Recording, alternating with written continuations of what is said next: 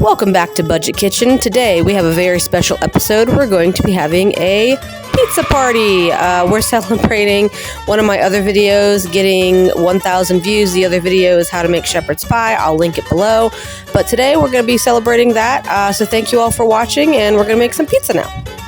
Okay, so first we're going to start with 3/4 cup of warm water, and then we're going to take one packet, which is about 2 1/4 teaspoon of active dry yeast. We're going to put that in with the warm water, and we're also going to add a tablespoon of sugar to feed the yeast. You're just going to go ahead and let that sit for about 5 to 8 minutes until the yeast gets super frothy and bubbly. And next you're going to go ahead and you're going to take 2 cups of flour. I have bread flour here. You can use all-purpose flour. I do recommend bread flour though for this. It just gives it a nice, yummy, fluffy consistency that you kind of want with your pizza dough to make it fluffy on the inside and crunchy on the outside.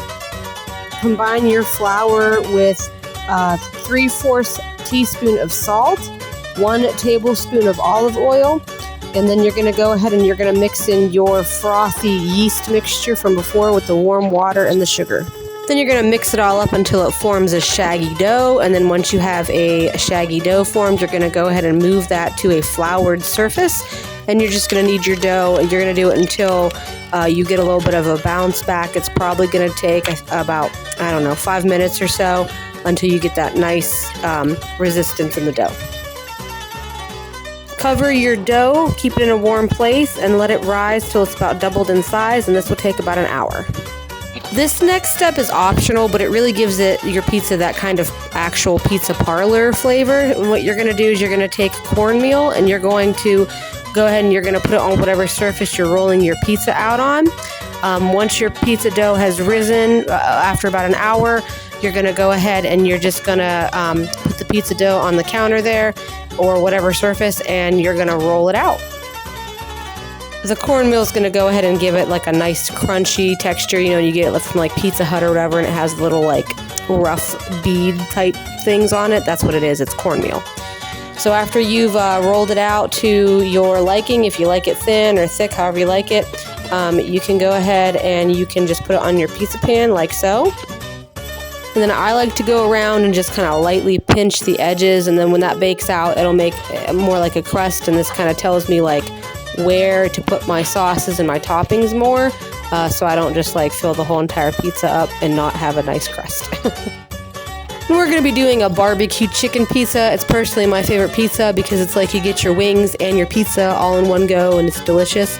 I'm using a coffee chipotle barbecue that I made. I will link that recipe below. It's delicious, it's smoky, it's spicy, it's great for pizzas and wings and whatever else you would want to use it for.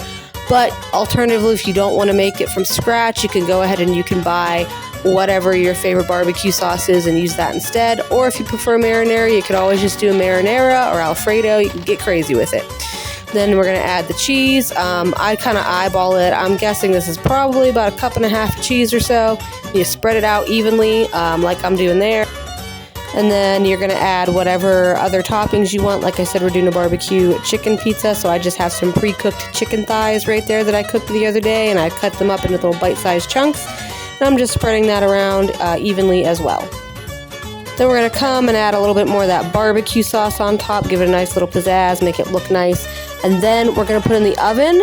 After we put in the oven, there is one more step, so make sure you watch to the end because I'm going to show you how I get nice, crispy, flavorful crusts. So give me 1 second, we'll get right to that.